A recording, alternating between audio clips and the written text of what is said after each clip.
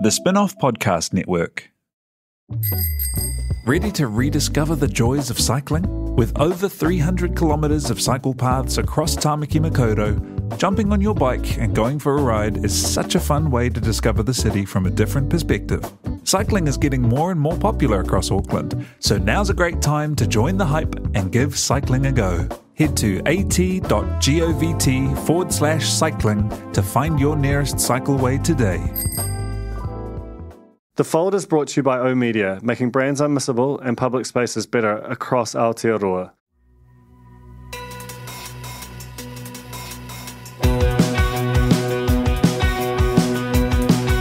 Nau mai, hoki mai, kia The Fold e mihi nei. Ko Duncan Greive tōku ingoa. My guest today is Guyon Espiner, who is an investigative journalist at RNZ, also very often a co-host of Morning Report, which is a show that he hosted for some years, and I always feel like the product is a little bit more electric when he's around it.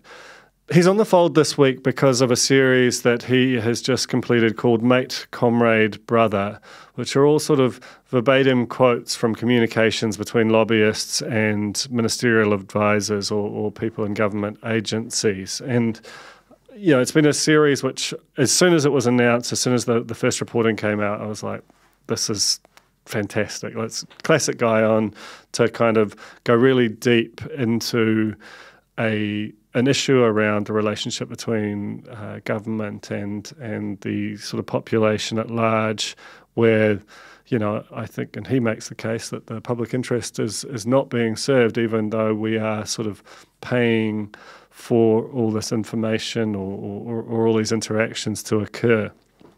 And, you know, I need to be upfront. Guyon's one of my favourite journalists in this country. I've followed his career since, you know, certainly since he was the political editor of the Sunday Star Times. I remember reading his columns and thinking, this is a really different tone and approach to the subject of political commentary.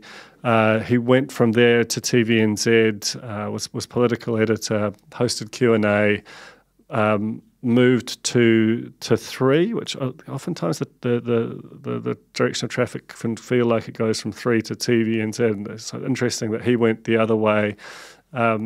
Did a show called The Vote, which is probably just a footnote to his career, really, but one that I really loved, and we talk about that.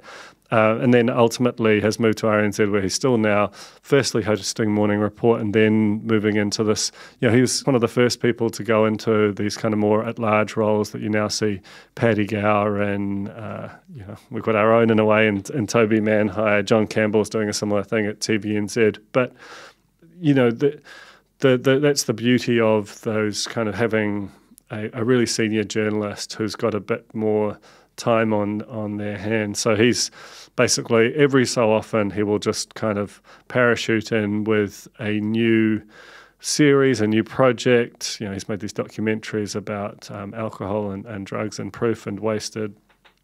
He did The Ninth Floor, which we discuss in depth, interviews with former prime ministers.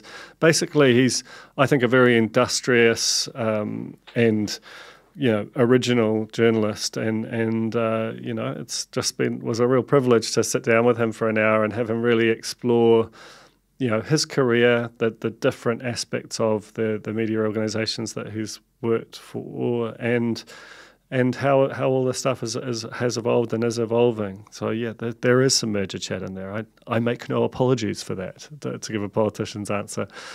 So yeah, this is a good one. This is Guyon Espiner, an investigative journalist at RNZ on The Fold. Tēnā koe, Guyon, and thank you so much for coming on The Fold this week. Kia ora. So I want to start with the reporting that you've been doing this week. Mate, Comrade, Brother is the sort of series overarching name. What is the name in reference to, and what is the sort of function? What are you trying to convey with this series? Well, the name is from the tone and some direct quotes from the text messages and signal messages and emails. We filed more than 70 OAA requests to get this material and got thousands of communications. One of the things that strikes you as you go through it is the intimacy. the relationships that these lobbyists have, particularly with ministerial advisors. And I find this really interesting because what they're doing is they're targeting advisors and ministerial officers. Remember, those people don't have any pecuniary interest register. You're never going to find out what their relationships are. And they are inviting them out for drinks and dinner and getting really close to them and then getting information out of them, often for quite significant policy, and in a way that is utterly transparent. We have no idea that that's going on, and we have no idea who the client lists are for most of these lobbying firms because there's no regulation around it in New Zealand. So the title came from the direct quotes, hey mate, hey comrade, do you want to catch up for a beer and talk about gambling? I mean, it's stuff that I haven't seen before. We've known that this lobbying industry is quite strong and has been growing, but we very rarely get a glimpse. And to be honest, and to acknowledge its own shortcomings, this is still just a glimpse because we don't know what happened at those meetings. Much of the material is redacted, but it's certainly more than I've seen about how this industry operates. So, I mean, what do you think the motive is for you understand why the corporation, I mean, you're actually looking at it quite narrowly in some respects, largely through the lens of what government is spending, because that's what's easily accessible through the IEA. Probably the much bigger partners are corporate affairs. You understand what their motives are, and some of them are actually fully legitimate, like legislation impacts them and so on. But on the ministerial advisor side, it's somewhat mysterious about why, beyond a free meal and a beer is nice, but it's not so nice that you'd kind of do something that was contra the public interest. You'd think. Well, from your reading of these reams of communications, is it the fact of the relationships, or is there something else that do you think is driving their willingness to engage with this industry? It's a good question. I think part of it is just that these lobbyists are so much part of the ecosystem of Parliament. And I worked there for 15 years in the Parliamentary Press Gallery, and somewhat to my shame, never did these kinds of stories on this industry. And I think it's a bit like that, fish and water parable. The fish doesn't realise it's swimming in water. These guys are part of the ecosystem. They're people people you often like, people who used to be journalists. And this revolving door that we talk about, and I'm sure we'll probably talk a bit more about this, it spins around so fast that these people are coming and going from these kinds of roles, from government to lobbying, sometimes back again. They're just seen as another player in this scheme. And sometimes what you also find is there's trades that are going on. They're not explicit, but they're like, lobbyists will text a minister, say, hey, I've got something for you. Now, I don't know what that was because the text runs dry or it's been redacted. I've seen evidence that they've been helping them with parliamentary questions, which I find pretty interesting too.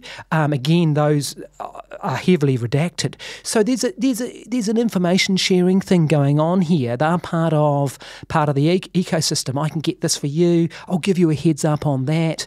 And so, yeah, I don't think I've got no evidence that there's corruption, that they're being paid off or anything silly like that. And I agree with your assessment about the beer or the free meal. But I think that they're seen as traders in the scheme. Right. I mean, the story you ran on Tuesday about Andrew Curtin, who was lobbying for Asahi and Lion, on things like the container recycling scheme. And I assume had an opinion on the alcohol sponsorship of sports, and moved into government the following day, to become chief of staff of the new prime minister. And within a couple of weeks, those policies were scrapped. Seems like something that should cause any government, particularly like a Labour government, which had until recently really positioned those as kind of moral issues, whether it's climate change or the kind of broader health of society, and yet there doesn't seem to have been. I've listened to Kim's extraordinary interview, I thought, with Hipkins this week. You just couldn't seem to kind of conjure a sense of, not necessarily even shame, but any kind of introspection or disquiet about it. I think they are banking on the idea that this is an issue that won't touch the general public, that it's all about the cost of living, and that people in the shopping malls of New Zealand aren't going to care about lobbyists and cool-off periods and that sort of thing. And they're probably right to a degree that it might not be an issue that has excites popular attention, but I think it should, and I think that this is a major gap in our democracy. And we have a proud democracy and a very strong one. I think this is a major gap, and it's not just an opinion. When you look at the OECD report into lobbying, which was done in 2021, we're out of 41 countries, we're one of 9 that has no revolving door policy at all. You can go straight from government to lobbying or the other way around. We're utterly unregulated. And all the countries that we compare ourselves to, in terms of strong developed democracies, have regulated rules for lobbying. We don't even define what it is. We don't know who the clients are. You've now got a chief of staff for the Prime Minister who's one day cold from a lobbying firm. Who are his clients? Well, if you want to file 70 OAAs, you might be able to find out a few of them. That's what we did. But who are they? It's quite extraordinary, right? Because, I mean, one of the things that I noticed was that Draper Cormack, which is another of the firms involved, Pharmac, who, given the scale of them and the importance of the work they do, must be one of their biggest clients, and yet their name was not on their website, which is sort of part of the function of it is to crow about who you've got on the books. You've got to assume that that's because Pharmac doesn't want to be there, or maybe the firm doesn't want them. But you'd think it would just be an absolute precondition of engagement if you are a government entity or agency to say, we should, the public should know who we're engaging and why. And yet it seems like the reverse. The private sector, because a lot of those entities was more comfortable with people knowing whose services they were procuring than the public. I mean, which brings a kind of a bigger point. Maybe speak to that narrowly, but also the broader one of, do you believe that, having really pored over the sum, you've got to shrink it a bit to report it in some respects, that the public interest was broadly served by these engagements? Well, I think that is the central question. And so that's why I looked at one specific story on public agencies using these kinds of services. What public interest is served by Pharmac using a firm like this? I mean, I can really understand Pharmac needing communication staff, quite a few of them, to explain how some particular drug might impact on a various sector group, or why it made a particular decision, because these are complex things with massive stakes and big money at stake. But does that include getting the CEO to stage an exit from a select committee to avoid the media? Does that include trying to get Sarah Fit into women's magazines, for example? I mean, this seems more about brand protection for CEOs or chairs or senior executive staff. That is not serving the public interest at all. I don't even think it's serving Pharmac's interest as an ongoing, proud, independent entity which relies on objectivity and science. How is that doing that? That's almost about Sarah Flitt's next job. It's protecting her brand. Yeah. And they're using our money to do that. So I think that's highly questionable. The same with Transpower. It's a monopoly SOE, for God's sake, running the national grid. Why are they gathering political intelligence on MPs and trying to find out where their vulnerabilities and whether they failed in medical school or not? I mean, they might not be enormous sums, but is that really in the public interest to be doing? Yeah, absolutely. Or, given Transpower has 9 communication staff, I do think it's important to note, and I really believe this, that the communications environment that we operate in now is vastly different from the one that existed when you or I first entered journalism. But fundamentally, I think that there is this kind of mission creep of communications more broadly to the point where it sort of can feel like it's eating the world, like it sort of swims downstream into organisations, so that every decision, and we talked earlier off air about the way that No Surprises that policy interacts with this, but that is triangulated through the lens of communications, which I think can actually be profoundly corrosive. I mean, you've been in the gallery. You've been in politics and journalism for 3 decades now. Is there something that you have observed over the course of your career has evolved over time? The sort of that interaction between communications and the state itself? Oh, massively. And I think you've hit on a couple of key points there. I came into the press gallery in 1998, and I remember back in those days when I was working for the Evening Post, you'd ring someone in an outfit called CC Mao, which was a branch of Treasury which looked after SOEs, and I don't think that they divided up like that anymore. But I remember ringing a guy from Treasury, effectively, and asking him about Radio New Zealand's future. I was reporting about it at the time, and he gave me this interview. It was a sort of an official, and we did a story on it, which was quite controversial at the time. But, in those days you could ring people who are experts in their area who would give interviews. And in the early Helen Clark years, in the early 2000s, they developed the no surprises rule, which is quite insidious and I think has had a major impact on this, because I can understand if it's going to be a two-hoy raids from the police, you could imagine you would 24 hours, 6 hours heads up about this massive thing that was going to happen. I get that on major issues. But it hasn't become a no surprises rule. It's become a no embarrassment rule. And so every OAA goes back to the minister's office to see whether there's anything that's embarrassing to the minister. And our public service, that's not their role. Their role isn't, again, we talked about brand management of CEOs. This is brand management of politicians. There's no public interest there. And I think that allows for massive mission creep for these lobbying firms and PR agencies, government relations firms, whatever you want to call them, to go in and basically try to avoid any embarrassment or political fallout for ministers. Let's talk a bit more about no surprises, because I do agree that it does feel like it is in conflict with the sort of mission and function and ultimately the part of the reason you're able to levy taxes and impose laws and put people in prison is because of the relationship between the citizenry and those who sort of govern and rule them. And when no surprises doesn't seem to always sit particularly easily with that kind of implied compact.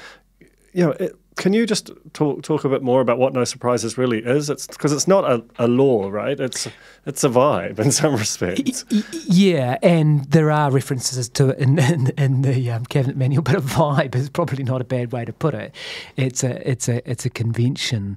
There was a big argument, wasn't there, about whether tipping off ministers to Winston Peters' superannuation overpayment should have fell under that policy, and that went right through the court. So there is increasing analysis of this.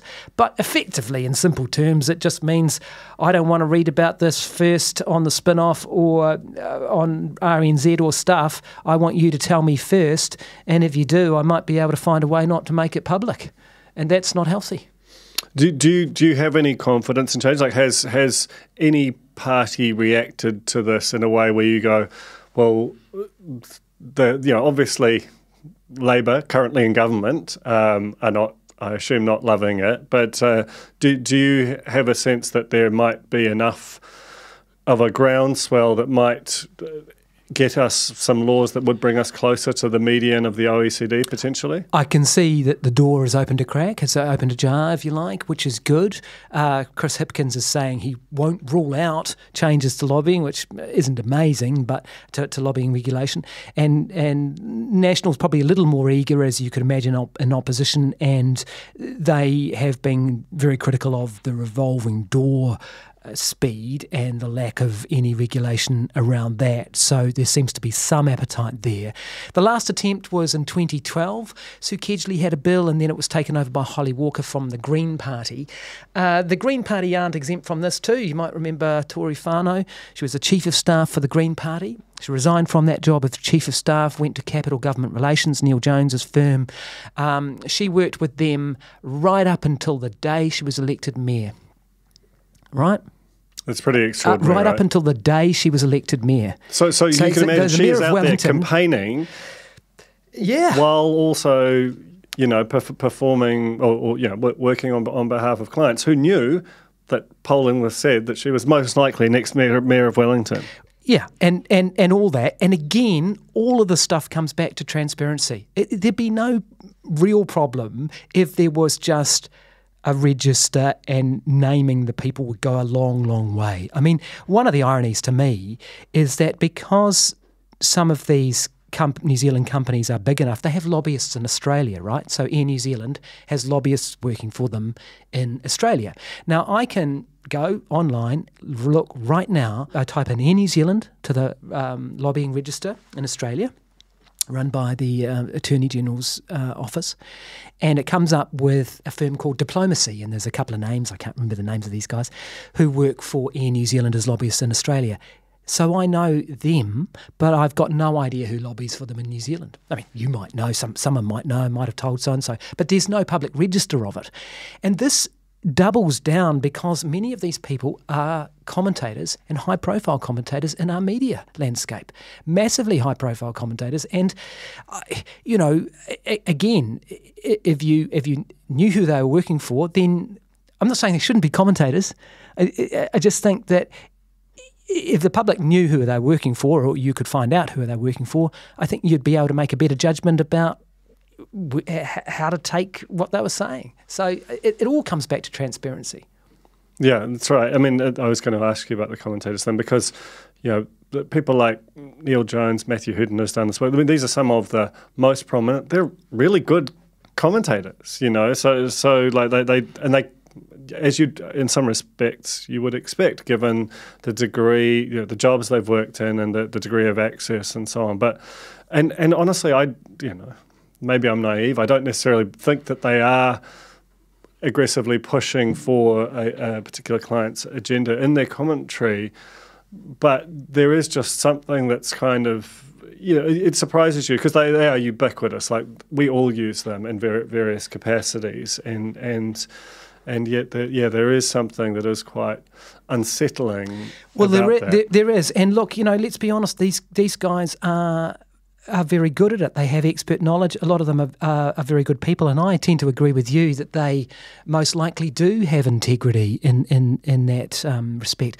But that's not enough.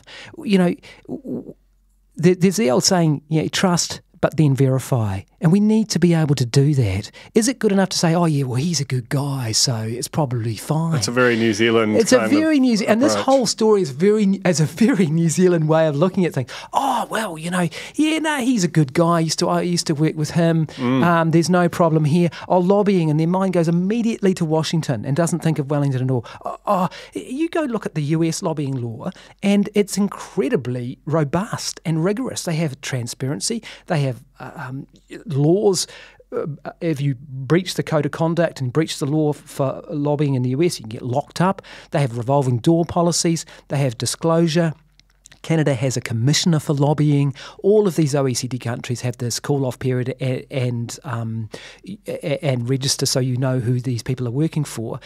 In New Zealand, there's no regulation at all. I mean, real estate agents, for God's sake, have to be disclosed. Lawyers have a register where you can find out who's been struck off from some suburban law firm. Yet these people are right at the heart of decision-making, lobbying on massive issues with huge money at stake, and yet we've got no regulation at all. I mean, it doesn't really seem that there's a strong case to defend that. The Fold is brought to you by O-Media, making brands unmissable and public spaces better across Aotearoa, with over 4,000 out-of-home advertising sites nationwide across both street furniture and retail centres. I'm super grateful to O-Media for enabling us to make unmissable connections with Kiwis. Talofa lover, I'm Madeline Chapman, editor at The Spin-Off. If you have the means, consider supporting our high-quality journalism by becoming a Spin-Off member. Sign up now at thespinoff.co.nz/donate. I do want to kind of move into other aspects of your career as well. I was wondering if you could talk about, your sort of, because I first encountered your work as a print journalist, and I wondered what drew you into print, and then what moved you away from it. Yeah, so I spent the first 10 years of my journalism career as a print newspaper journalist for various little publications until the Evening Post, my first real daily job in journalism, and then into the gallery for them in the late 90s. And I moved from there to the Sunday Star-Times and spent a stint as political editor there before Mark Sainsbury dragged me into television at a time in my life where things had changed. There was, I'd had personal change in my life and also was thinking about the future of newspapers and thought I'd give this a crack. So he dragged me into television and I spent, 10 years there, largely for TVNZ in the political realm, but then on to TV3 in my later years of that. And then into radio. So, yeah, if you're going to spend an entire career in journalism and storytelling, which I intend to do, I made a decision a few years ago that I wouldn't be a manager. I'm not a good manager. I'm a content guy. I'm a storyteller, and that's what I'm going to do until I'm dragged out in a box. So if you're going to do that, there's a long time. You want to play in the different codes. If it's to use a sporting analogy, I suppose, don't you? And, so you want to do interviewing and you want to do documentary making and you want to do podcasts and you want to write. You want to keep yourself interested and give yourself new challenges. Put a book out this year. I hadn't done that really before. So what's next, and how do I keep this interesting, and how do I keep not reinventing myself, but something close to that?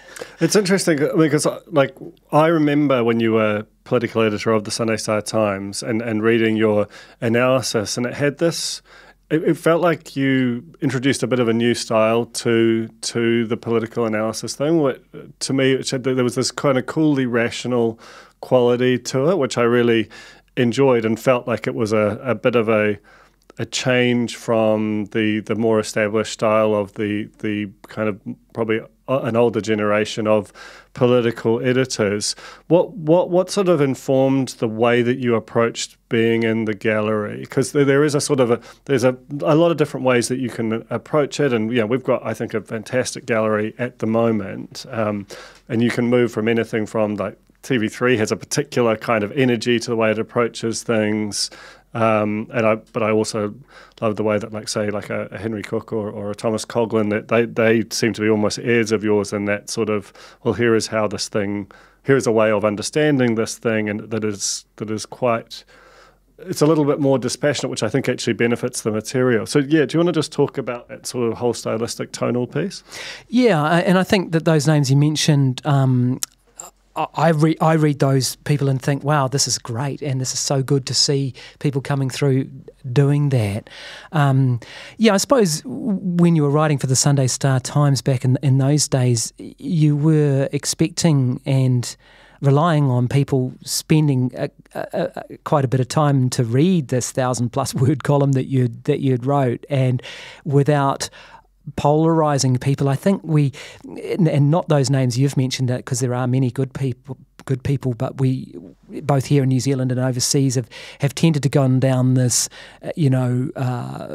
foment the outrage sort of style, where you're wanting to emote and to drive sort of a polarization, and I don't think that's been terribly healthy. I think you get so much more out of it when you do get someone unpacking how something actually works and actually making people think, and actually relying on the writing. I mean, try to do that style where you actually are putting a lot of care into the writing itself and the allusions that you're making and those sorts of things. And so, yeah, I've kept some of those clippings and look back, and it does look a little old fashioned now. But it's nice to see others coming through with at least I guess picking up the baton in some respects. So you worked at TVNZ through probably its last great apex in terms of the true power of the state broadcaster at a time when it had far less competition for attention. What are your kind of memories of that era? And I guess when I'm thinking about the sort of the true scale impact of a story that could be broken or picked up and run with by an organisation in that era versus now, when there can be big stories that that people who can still be paying a lot of attention to media but can be completely oblivious to because of the fact that everyone has a truly unique media diet nowadays. Yeah, I think it's a very good point. I remember when I came over to television for TV1 in the press gallery, the attention that the politicians paid, especially to TV1, was frightening because their voters all watched TV1. TV3 used to beat us quite a lot on politics. Duncan Greive was a formidable opponent, and often they'd kick our ass. But it was what the politicians wanted to know, what was on TV1, and you would literally feel the world blowing up when you did something controversial on TV1. A story that came to mind when you were saying that and asking me that question was Michael Cullen, who had an utter tirade at me during an interview, or even a setup to an interview. It was quite controversial that we played it, and I'm not even sure in hindsight that we did the right thing, but we aired this tantrum that he had about tax cuts. When you say the setup, you mean, so this is the preamble, you were rolling, but he didn't necessarily know that it was going to be full broadcast. So carry on. Yep. We won a BSA on it, but in hindsight, I don't know. It was a bit 50-50, I think. But anyway, we ran it, and Mike Jaspers, who's one of the lobbyists now, I still remember, absolute inferno down the line at this thing as it went to air. And I was put into Siberia by that Labour government for many months after that. They would leak stories that we'd communicated with them onto our competition. They would not talk to you in the lifts. And I still remember Parikura Horomia saying to me in the lift, he said, "I still love you. I still love you, Guyon." And I still remember that because it was really hard. We were locked out because we'd blown them up, and it was damaging. This was their number 2 guy, and we'd taken out their number 2. Like he'd utterly made a fool of himself. And I have massive respect for the late Sir Michael Cullen, but he'd gone quite porangi on this thing, and he'd just really blown up his reputation. But the impact of a big story broken on TV1 was huge. And I remember the same with Bill English's housing allowance in the early days of the Key government. This would be circa 2009.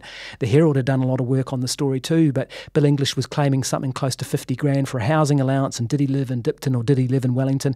And this was a big deal in the GFC because it was austerity measures coming in. And the guy, I remember him ringing me up on the phone, effing and blinding, literally effing and blinding, because we'd run the story on TV1. And that was the impact that it had. So it was high stakes. It's interesting, right? Because I did a story last year about Corngate, which was, part of me, when you were talking about No Surprise before, was wondering about the extent to which it might even be traceable to a moment like that. But, John Campbell described, when I was reporting that, a very similar situation in which, out the back of it, he felt like he and to a lesser extent 3 were basically just frozen out by Clark because he'd sort of broken one of these unwritten rules of engagement between the organisations. Absolutely. She called him a little creep, didn't she, from memory? I bet the sports media have a similar issue with the All Blacks, and I don't know because I've never been a sports reporter, and no one would read my sports reporting if I was. But if I had my time again, and this really does signal back to the lobbying thing too, I think I would be more aggressively independent. I'd like to think I would be. And access journalism, as they call it, is never worth it. I really do subscribe to that theory that news is something that someone somewhere does not want you to know, and all the rest is advertising. And I think that there's a sort of philosophy that you need to carry into that job to serve the public well. Because if you're relying on getting the tips and getting the next heads up on a story. That's not a yarn. That's not something you're going to look back with pride because you got the next ambassador to London 6 hours before. Your boss will be happy. See, that's the way the circle works. Public and listening to this may not know that. That's, so you're a gallery journalist and your good mate and the advisor, as an advisor in the office, tells you, oh yeah, so-and-so is going to be the next ambassador to London, and you get the story first, and so, and it's exclusive and your boss is happy and you're happy, but what have you really done? And when you do a story like Corngate or you blow up Michael Cullen's on tax or whatever, and they lock you out, well, they're locking you out because you told someone something they didn't want you to know. So that whole relationship stuff is difficult to navigate as a gallery journalist, and I've quite enjoyed doing things like this lobbying series and the New Zealand First Foundation, stuff like that from Auckland, where you're not in that, and sometimes some of that distance can actually be quite empowering. Have you just quickly return to that lobbying story? Obviously the lobbyists won't have liked being front and centre of it. Have you had any kind of blowback in a similar style? Yeah, I have. I have. And in fact, a lot of them are ringing me now and saying, oh, you're looking in the wrong place. So-and-so's far more powerful than we are.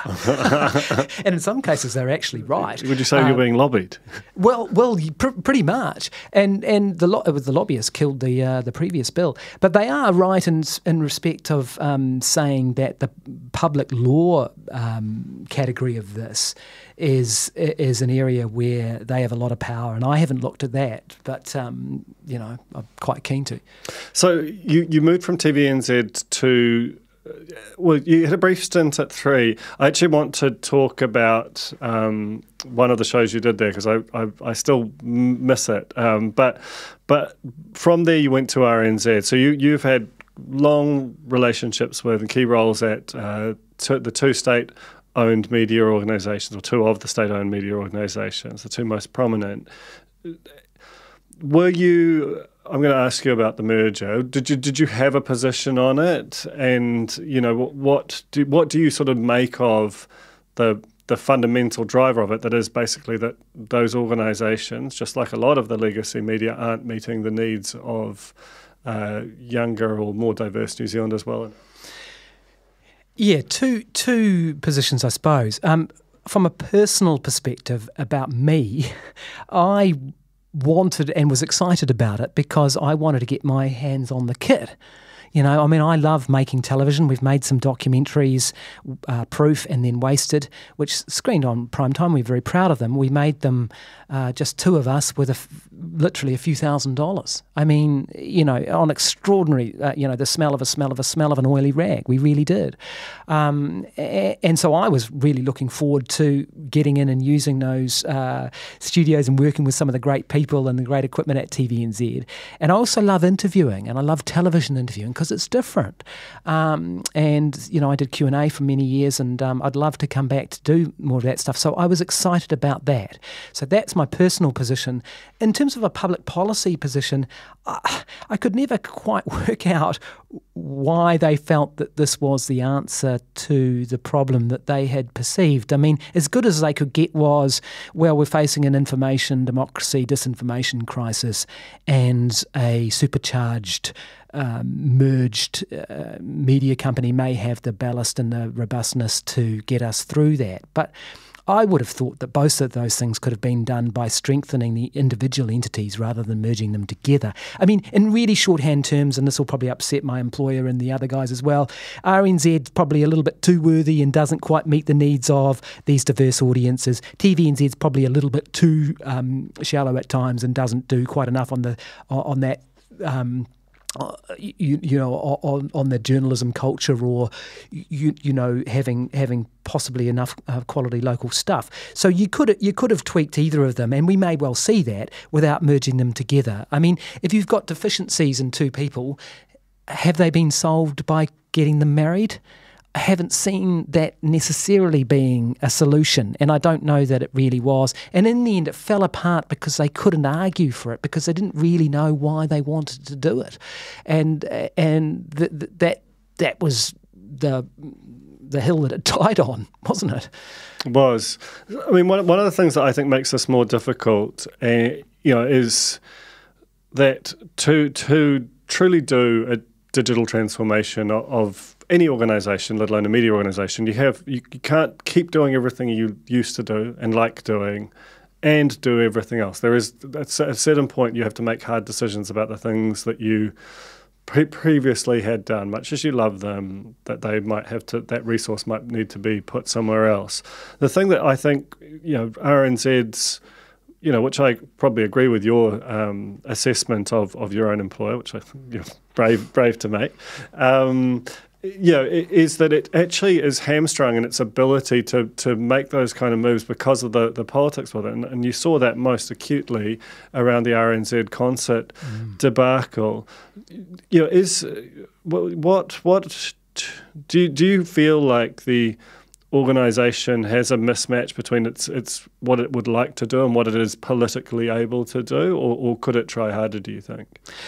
Yeah, I mean, I think we're going to see some interesting times ahead because the government is committed to spending some more money on RNZ. It'll be fascinating to see how that is used because there are a lot of things they want to do that they simply can't do. And that goes right from the technology of the place and the quality of the equipment through to programming and audiences that aren't as well served as we would like to do. But it's very difficult, isn't it, for media organisations because they look at their audience and often they are older people. I mean, even people are older than 50, and they're like, oh, we want to attract the younger, browner ones, and look, we need to do this sort of stuff. But if that is done at the expense of cutting off your existing audience, then that's problematic. So, yeah, I mean, my own view, and look, we're straying into management territory, which I told you earlier, if you keep that bit in, that I'm not a manager, I don't have to make those decisions, and it's probably a good thing that I don't. But what I would say more broadly on that is, and again, it's a bit like politics, if you're driven by polls or numbers, you tend to make decisions that aren't authentic. And I reckon that if you make good, authentic stuff and you make cool stuff, then people are going to get into it, even younger people. I mean, I say young people. I've got mates whose teenagers are listening to true crime podcasts, and it's cool, and they're 16 or 17. So, don't think that younger people, for example, will only get it if you're going to do, it has to be a hip-hop style doco or whatever. It doesn't have to be. Like, you can engage people in cool stuff. I bet there are young people who are into the lobbying series because they're interested in lobbying. They've seen Thank You for Smoking or whatever. They're into it. How are we going to engage this audience? It doesn't have to be by talking down to them. I think it's just being authentic and trying to drive cool stuff. But as I say, this is probably a good example of why no one's asked me to be the chief executive. Fair enough. Well, so let's move back to content because there are a couple of Guyon Espiner joints, if you will, if that's not too embarrassing of a way to put it, that I want to just end by talking about because they're both very different, but seem to me just quite original approaches to very different sort of issues. The first is the vote, which I'd be curious about your role in that, your memories of it. So this was a show for TV3, it was you and Duncan Greive, and it was like very explicitly, let's try and make this about issues, but make it kind of pop and in prime time. And it felt to me, and there are a number of like vote heads that I know who have really fond memories of that show.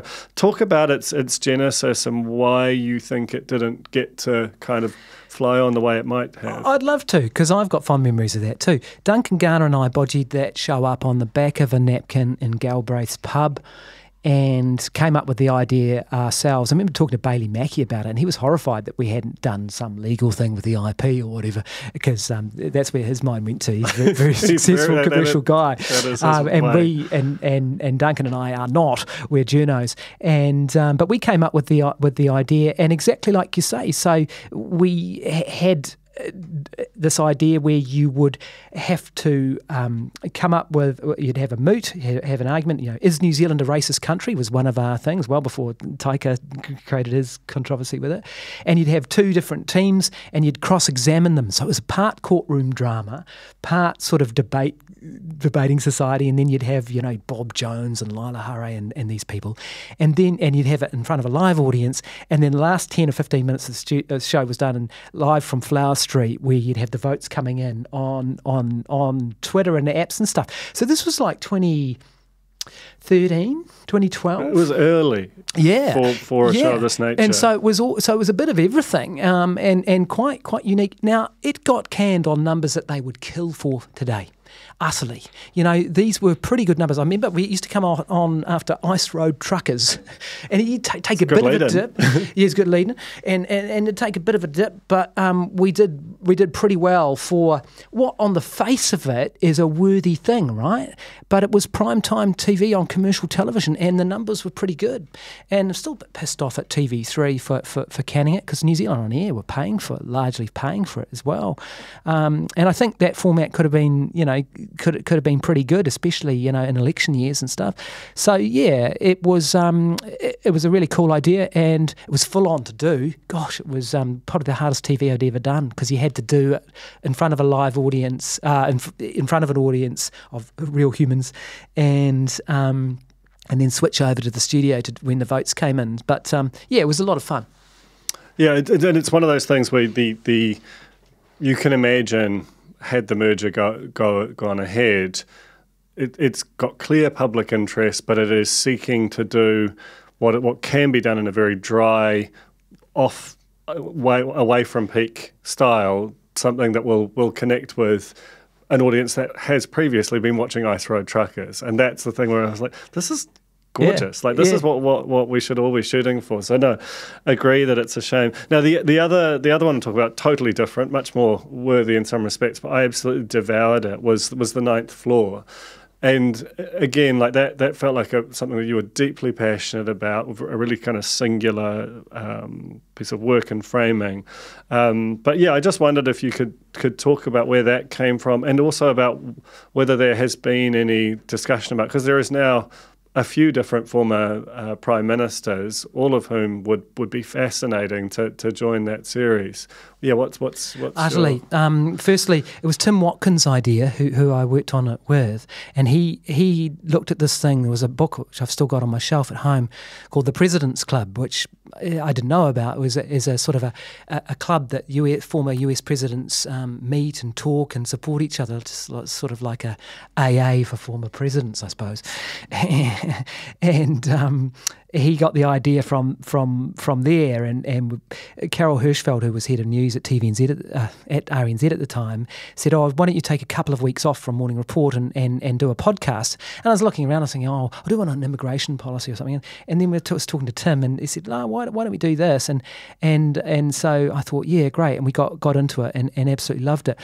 And just to intersect with a couple of things we've already talked about, I expected that to be of interest to a few people in sort of libraries and a few, political heads.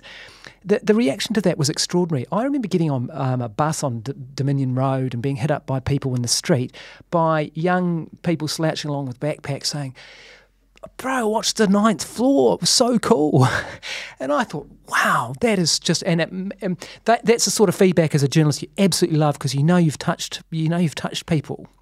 And the idea that they were really into the fact, because they didn't know, they're like, "Oh, so you weren't allowed to shop on a Saturday in New Zealand?" It's like, yeah, no, this is what happened. Or, this sort of stuff that it just reintroducing people to some of the history and trying to give them a map to where we got now, because we're really poor at doing this in New Zealand. And so it was really cool to see ordinary people engage with it. I mean, I think also by bundling everyone you could get, you sort of realised, I think it had this beautiful thing where it kind of really diffused some of the instinctive tribalism I think people have, because you got the sense of the stakes and the various forces acting on these people as prime ministers, that it wasn't just as simple as I think people make out. And I think that texture and I'm not saying that politics is all noble by any means, but there was a sort of a nobility toward the act of governing that came through in those threads, and that I think had a real, certainly for me as a listening, kind of it crystallised quite a beautiful thing about New Zealand politics, which does seem different. It's really interesting that you raised that, and I was just thinking as you were framing that question that if we were even to do that today, I mean, I proudly tweeted all those out on Twitter. I don't think I could do that now. Because of the partisan audience reaction. Yeah. I largely gave up Twitter after I did the Christopher Luxon profile on RNZ, and I spent a couple of 6 weeks and did what I was quite proud of as an interesting profile on this guy who could be Prime Minister and is the leader of the opposition. And I just got utterly smashed by morons on Twitter, and I just thought, this is just, I can't deal with this. So I do get on it every now and again, largely to promote my work and use it in that way, but I don't engage with anyone. But you're utterly right about that lack of partisanship. Like Jenny Shipley isn't an evil person who wanted to cut benefits. Whether that was right or wrong, you can test that through your own, engagement with her. But the BNZ crisis and the Bolger government and all that, you can assess that. So if you treat, that was one bottom line, we were going to treat them all the same and look at why they did what they did and give them the space to explain that and the historical context and the forces that they were dealing with. And I don't think we have as many vehicles as I would like to be able to do that today. You also asked about whether we would do others, and I have wanted to do that. And we also had an idea that I'll put out here, I probably shouldn't, but of doing the seventh floor, which is the finance ministers, and got quite a long way ahead with it, but money and time, we haven't started that. But again, Douglas and Richardson, and should have got Cullen when he was alive. But that's a project that I'd wanted to do, and also sitting there now are Bill English and John Key and Jacinda Ardern. So hopefully we can add some chapters to that in the years ahead. Speaking very selfishly, I would love that. Finally, two projects which feel both sort of personal to you, but also in some respects speak to. You always wonder. Allow me this digression. What are the things that are hiding in plain sight in your current era that future generations will look back on and go, what the hell were they up to with that? And there have been so many things about whether it's homosexual law reform or, all kinds of various racist policies that we now are aghast at. And I feel like in these two documentaries, Proof and Wasted, you assess the relationship with our big legal drug that is so embedded in our society, and Wasted, the sort of war on drugs, on the flip side, as being something which absolutely it doesn't feel morally defensible to these two treatments, and it doesn't seem like something that will abide forever, because most of these things eventually get worn down by time and fresh eyes. But so just tell me about those projects and why you were drawn to them. Well, you actually touched on it in that question, and it is something that I'm drawn to, things that hide in plain sight. There's a lovely phrase the Washington Press Corps has where they say, don't worry about what's illegal, look at what's legal, because that's the test that society is going to accept. And I think a lot of people go into investigative journalism thinking, I'm going to find the corruption illegal thing happening over here. I've been drawn in recent years to what we have and what we accept legally. I recently did Lotto and had a look at how that works and how you can buy Lotto tickets as a child, and how the whole... we just did a fundraiser for a cyclone using Lotto. Without irony. I saw that the other day, without irony, and it doesn't matter, you can't tell people. It wasn't even particularly controversial. No. Government saying, hey, buy some... No. Wow. And we spend $1.5 billion on Lotto a year, and we give $300 million of that to charity, and everyone thinks it's amazing. It's quite incredible to me. So I love unpicking stuff that are hiding in plain sight. And the alcohol one is one of those big ones that literally hides in plain sight. And what I like doing with the alcohol argument is you take the you know what the most harmful drugs are in terms of science. And it's well known now that alcohol is at the top of the list by any respected scientist you'll name. Professor Nutt's the most famous one from 2010, British guy. People can Google that, they'll probably know who I'm talking about, who said that in terms of the damage to the user and society, alcohol is the most dangerous drug we have, and listed all the others. He got fired for it because he said alcohol was more dangerous than E, but of course it was.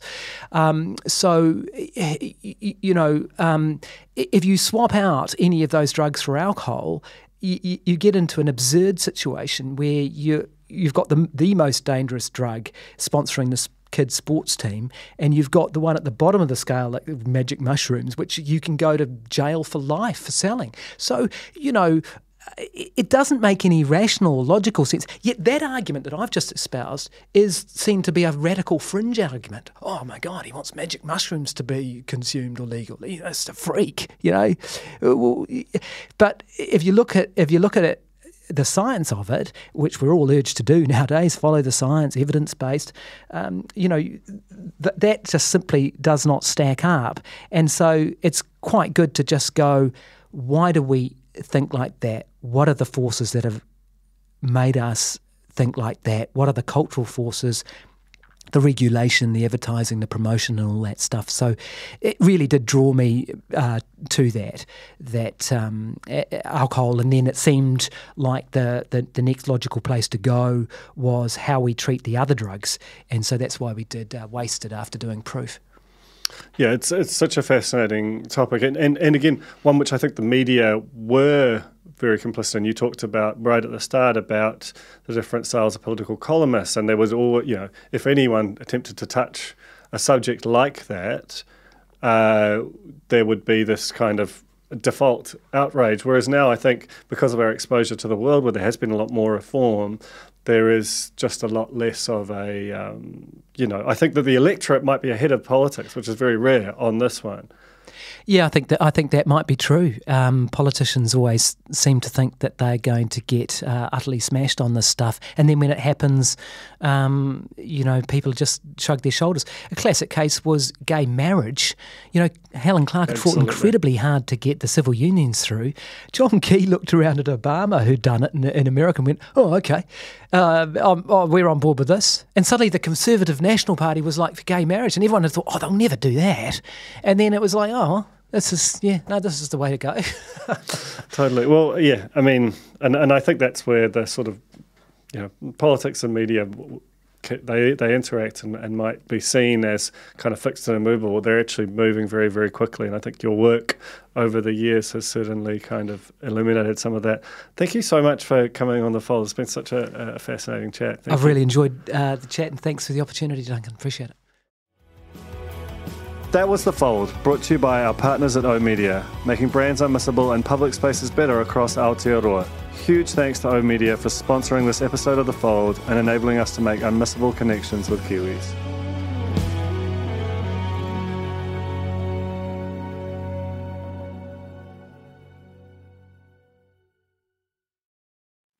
Kia ora e te iwi, Te Aihe Butler here, podcast manager at The Spinoff.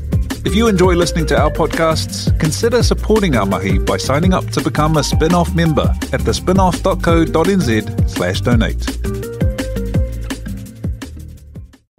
The Spinoff Podcast Network.